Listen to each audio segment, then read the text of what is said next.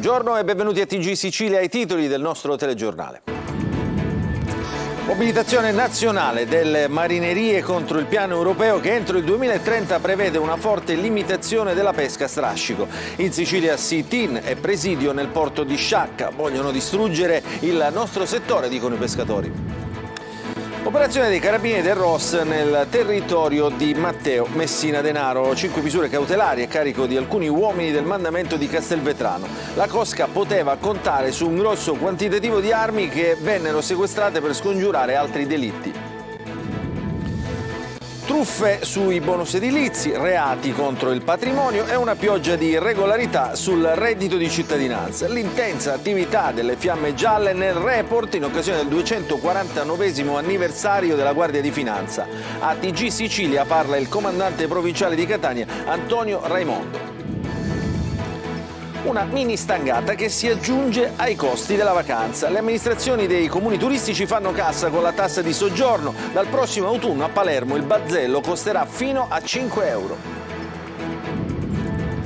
Riapre al pubblico Isola Bella, conclusi gli ultimi lavori di manutenzione straordinaria della Darsena danneggiata dalle mareggiate e costate oltre €500.000. Grande folla di turisti. Vasco Rossi conquista Palermo, fan Invisibilio e tutto esaurito al Barbera per il primo dei 2 concerti del rocker di Zocca. Calcio, il Catanese tuffa sul mercato estivo, la società rossazzurra lavora sotto traccia per consegnare al tecnico Tabbiani una rosa ben definita per l'inizio del ritiro a Zafferana Etnea.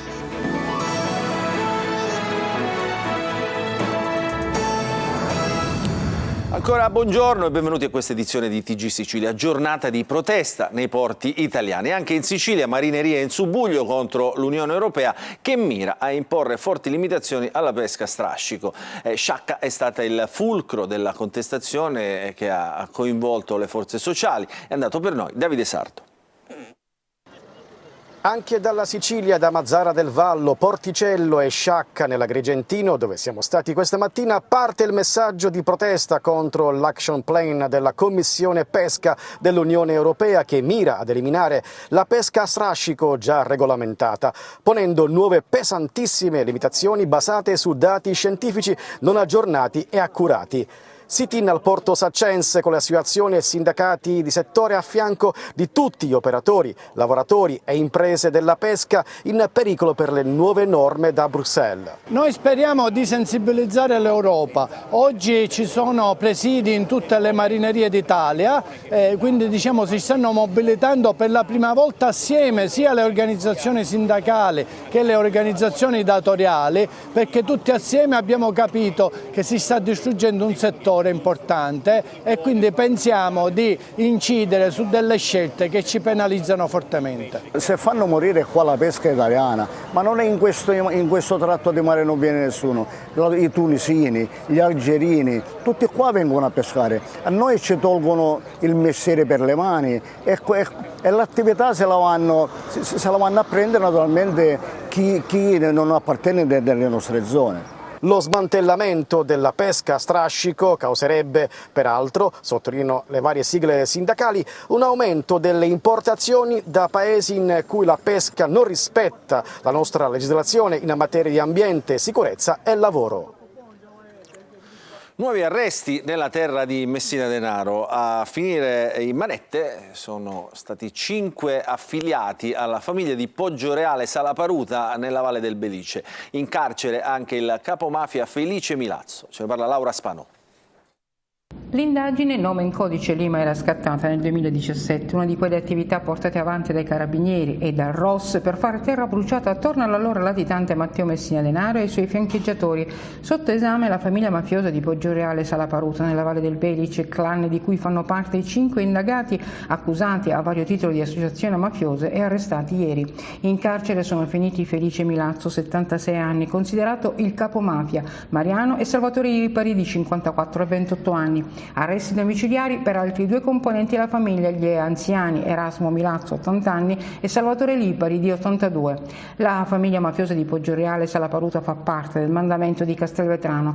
Nel corso di quell'attività erano emersi i contatti con altri boss di Trapani e Palermo e la disponibilità di armi da parte degli indagati e che per gli investigatori dovevano servire per commettere delitti. A suo tempo il GIP però rigettò l'ordinanza di custodia cautelare, poi il Tribunale del Riesame di Palermo ha accolto il ricorso della Procura e ieri la Cassazione ha confermato l'ordinanza del Tribunale del Riesame nei confronti dei 5. Capo indiscusso Don Fifì Milazzo, finito in carcere, era lui che organizzava e impartiva le direttive del clan, coordinava le riunioni, assicurando anche il collegamento con le altre famiglie mafiose del territorio della provincia di Trapani e della Sicilia occidentale, ma soprattutto il controllo del territorio e le attività illecite esercitate dall'individuazione dei responsabili di atti illeciti come il furto di galline, il danneggiamento di un vigneto, la risoluzione di controversie insorte tra privati. Insomma, era quello che nei paesi del Trapanese viene definito ntiso, gente della vecchia mafia, molto rispettata e temuta. Don Fifì era coadiuvato dal fratello Erasmo e da Salvatore Lipari e dai figli di quest'ultimo, Mariano e Vito. Le figure di Felice ed Erasmo Milazzo, entrambi già condannati per 416 bis, erano emersi a partire dal 28 dicembre 2017 grazie ad una serie di intercettazioni che avevano acclarato il recupero da parte loro della posizione rivestita all'interno dell'organizzazione criminale anche dopo l'esecuzione della condanna. Non dovrebbero esserci dispersi, anche se la certezza si avrà soltanto nelle prossime ore, nell'ultimo naufragio avvenuto nella mattinata di martedì scorso al largo delle coste di Lampedusa. E quanto emerge dal racconto dei 4 superstiti salvati stamani da un'altra imbarcazione con 43 migranti in viaggio verso le Pelagie, intanto sono saliti a 10 per un totale di 343 persone gli approdi nell'isola da mezzanotte. L'hotspot gestito dalla Croce Rossa italiana potrebbe ospitare poco meno di 400 migranti, ma rimane perennemente sovraffollato nonostante la prefettura di Agrigento continui a far trasferire fra i 400 e i 500 profughi al giorno. 9 verifiche su 10 riguardanti il reddito di cittadinanza hanno evidenziato irregolarità. È il dato predominante del report della Guardia di Finanza in occasione del 249esimo anniversario della Fondazione. Tonino De Mana ha intervistato per noi il generale Antonio Raimondo, comandante provinciale di Catania, che ci ha fatto il bilancio dell'attività parlando anche di reati contro la pubblica amministrazione e truffe sui bonus edilizi. Reati contro la pubblica amministrazione, una tendenza che è in aumento a Catania. Numeri significativi in materia di reati contro la pubblica amministrazione, ma non solo. La materia della spesa pubblica è stata oggetto anche di importanti e significativi risultati anche in materia di reddito di cittadinanza. Se pensiamo che su circa 600 controlli 9 su 10 sono risultati regolari con indebite corresponsioni di redditi per 7,7 milioni di euro, ci rendiamo conto dell'entità delle attività illecite sul settore della spesa pubblica, che rappresentano in questo momento storico un momento chiaramente molto delicato e molto significativo. Guardia di Finanza in prima linea anche per quanto riguarda il bonus edilizio, le truffe sul bonus edilizio. Sì, anche lì il nostro presidio di legalità di contrasto è partito già da tempo su un'attività di analisi di rischio avvalendosi delle banche dati di cui il corpo dispone. E su questo punto mi preme sottolineare come l'utilizzo dell'informatica operativa consenta, ad esempio, con semplici interrogazioni di poter avere in tempo reale una risposta su circa 120 banche dati contemporanee. Quindi le attività di analisi di rischio, effettivamente incrociando i dati, ci consentono di muoverci sui profili fiscali e sui profili più illeciti in maniera quanto più selettiva e chirurgica, quindi attività di controllo consistenti e numerose anche quest'anno, ma svolte in maniera selettiva e mirata sui soggetti che presentano maggiori allerte di rischio. E poi c'è il grande classico della droga, ingenti sequestri che avete fatto. Sì, quest'anno ahimè i sequestri sono stati piuttosto consistenti, l'ultimo di qualche mese fa, come abbiamo potuto notare, proprio al largo delle coste catanesi, quasi 2 tonnellate di cocaina che galleggiavano in attesa di essere evidentemente recuperate. È una tendenza che chiaramente induce tante riflessioni. Un uomo di 47 anni è stato arrestato dai carabinieri di Catania Ognina per furto in appartamento. State vedendo le immagini, ad incastrarlo le telecamere dei sistemi di videosorveglianza visionate dopo la denuncia di un 29enne che aveva segnalato il furto nella sua abitazione. Nella circostanza il ragazzo ha fornito le registrazioni del suo impianto di videosorveglianza che ha immortalato l'autore del reato, che aveva sottratto un computer e un telefono cellulare. Dopo la convalida l'uomo è stato posto agli arresti domiciliari. A Palermo adesso parliamo di tassa di soggiorno. La città ritocca verso l'alto questa tassa per i turisti, si pagherà sino a 5 euro nelle strutture di lusso. Tariffe e incassi variano da una località all'altra della Sicilia, gli incassi vanno reimpiegati per migliorare i servizi d'accoglienza, ma non sempre è così. Ce ne parla Lorena Dolci.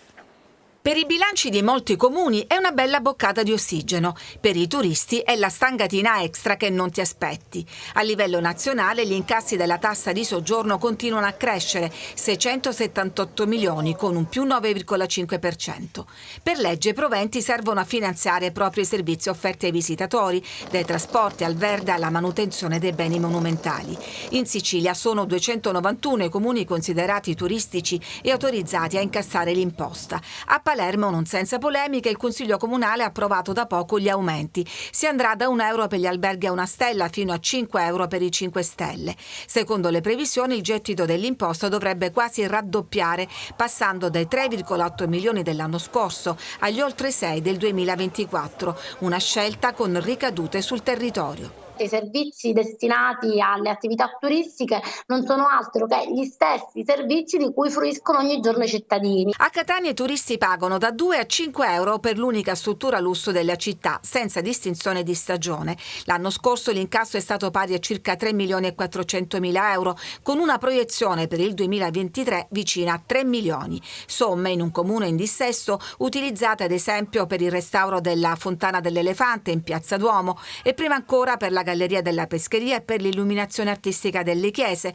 ma anche per gli eventi del Summerfest, i concerti di Capodanno e per la festa di Sant'Agata.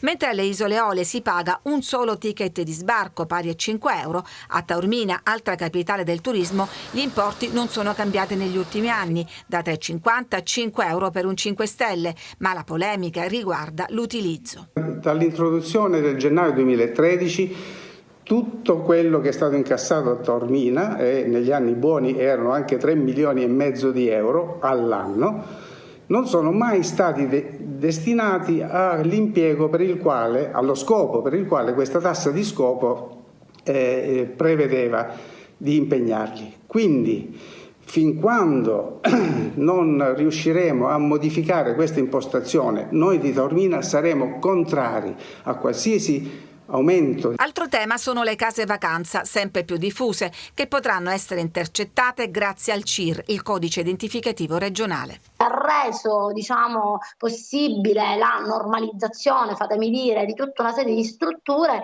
che quindi oggi saranno inserite nel circuito, ufficiale e corretto, del mondo turistico, e anche a queste chiaramente verrà chiesta, l'applicazione della tassa di soggiorno per i loro utenti. Si vanno normalizzando i collegamenti marittimi a mezzo navi traghetto con le Eolie dopo la concessione della facoltà d'uso a Caronte Tourist e Isole Minori per le 6 unità poste sotto sequestro lunedì scorso dalla Guardia di Finanza. Oggi la compagnia messinese effettuerà 4 collegamenti mettendo in linea l'isola di Stromboli e l'isola di Vulcano, con 2 navi appunto sequestrate. L'altra nave impiegata sarà la Paolo Veronesi, che effettuerà 2 corse, la prima da Milazzo per Panarea e Stromboli trasportando infiammabili e altre merci pericolose, la seconda Serale sempre da Milazzo per Vulcano, Lipari e Santa Marina Salina. Da domani saranno ripristinate tutte le linee come da itinerari e orari in vigore.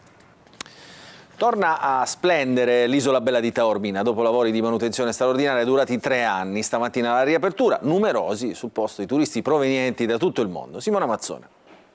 Torna alla luce l'Isola Bella a Taormina dopo 3 anni di lavori straordinari e €500.000 di spesa, lavori straordinari che si sono aggiunti ai lavori ordinari. Oltretutto notevoli danni erano emersi a causa dell'alluvione dello scorso febbraio e intanto sono stati ripristinati nuovi ambienti e messi in sicurezza alcuni massi. I lavori di manutenzione del sito di interesse storico, culturale e naturalistico gestito dal Parco Archeologico Naxos Taormina e diretto da Gabriella Tigano hanno riguardato sia gli esterni con i giardini e la parte rocciosa che gli interni dentro la storica Villa Bosurgi. Attraverso questa porta segreta, vedete, basta spingerla, si accede in un altro sito dove troviamo uno degli ambienti che sono stati appena restaurati. Questa è la zona notte della villa dove la famiglia Bosurgi, ex proprietaria di questa casa, veniva a trascorrere qualche giorno e lo vedete da questo telaio di un letto che probabilmente appunto utilizzavano. Tra gli interventi anche quello che ha riguardato la storica Darsena in cui approdavano le barche. È stato uno dei lavori più importanti che abbiamo voluto realizzare perché è una cosa molto particolare questa dell'accesso via mare che garantiva ai Bosurgi di entrare direttamente, diciamo, all'interno di questo gioiello che è l'Isola Bella dal mare. L'Isola Bella è uno dei simboli più rappresentativi della Sicilia, raggiunto ogni anno da numerosi visitatori provenienti da tutto il mondo. It's beautiful. It's very Qual è la parte che più vi è piaciuta? La casa? Solo là. È buonissima, sì. Da dove venite? Australia. Sydney, Australia, sì. E adesso la musica. Vasco Rossi dà spettacolo allo Stadio Barbera di Palermo, gran pienone per il primo dei 2 concerti in città della rockstar di Zocca. Ecco com'è andata. Marco Gullà.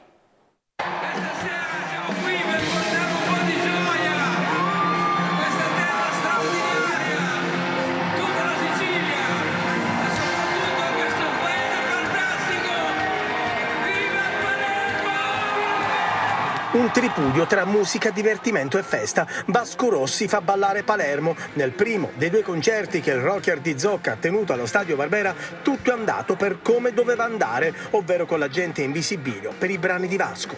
Con Dillo alla Luna alle 21:20 è cominciato il concerto appunto di Vasco Rossi a 18 anni dal suo ultimo live a Palermo. Lo stadio Renzo Barbera era stracolmo, dal Prato alla curva nord, alla gradinata e alla tribuna.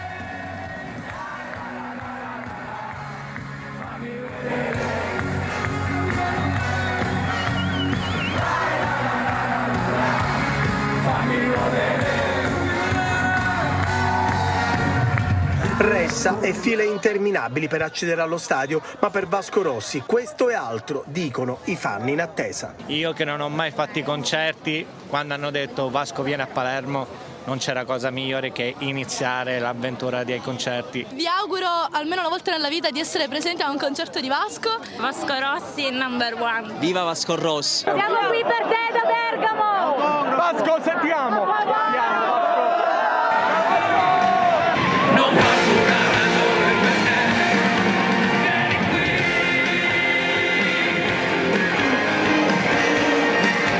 Giovani e meno giovani, tutti a cantare e a ballare i brani di Vasco Rossi, che questa sera concederà il bis, altro sold out al Barbera, non poteva che andare così. Insomma, tutti questi politici del cazzo, cosa raccontano?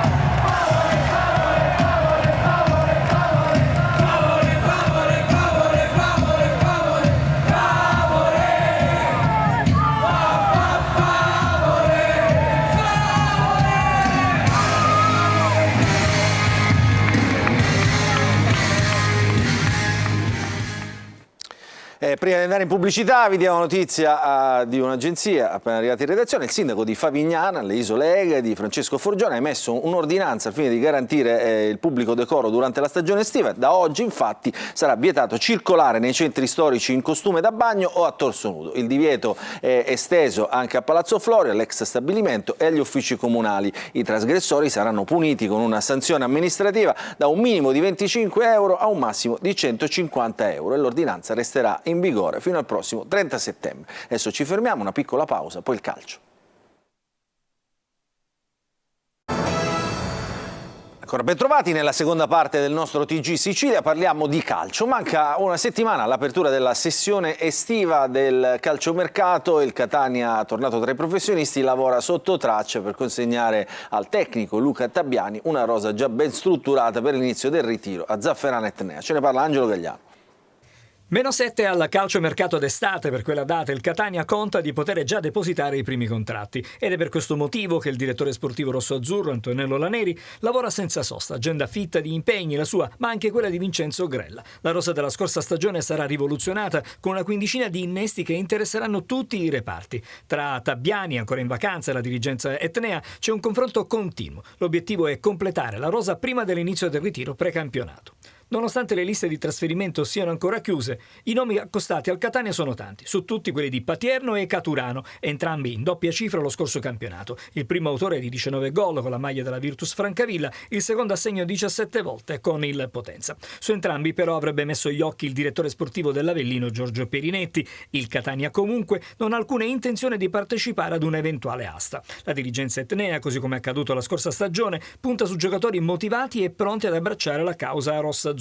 Ed è forse per questo motivo che avrebbe sondato anche alcuni ex che hanno lasciato un buon ricordo. Tra loro il trequartista Alessio Cuccio, ma l'elenco di nomi sull'agenda del DS Laneri è lungo. Come detto, arriveranno rinforzi in ogni reparto, ma ci sarà spazio anche per delle conferme. Castellini e Chiarella su tutti. L'estate è lunga, così come il calciomercato. Intanto la Lega Pro nei giorni scorsi ha fissato le date per la prossima stagione. Si parte domenica 27 agosto e si andrà avanti fino al 28 aprile del prossimo anno, con 3 turni infrasettimanali ancora da determinare. Il campionato si fermerà come sempre per le festività di fine anno. Domenica 5 maggio scatteranno invece i play-off, mentre i play-out si giocheranno l'11 e il 18 maggio. La stagione del Catania comincerà, lo ricordiamo, il 24 luglio a Zafferana, dove i rossazzurri resteranno in ritiro fino a metà agosto. Con questa notizia si conclude il nostro telegiornale di oggi, non ci sono ulteriori aggiornamenti. Vi ricordo che l'informazione su Antenna Sicilia ritornerà questa sera alle 20. Grazie per averci seguito, buon proseguimento di giornata a tutti.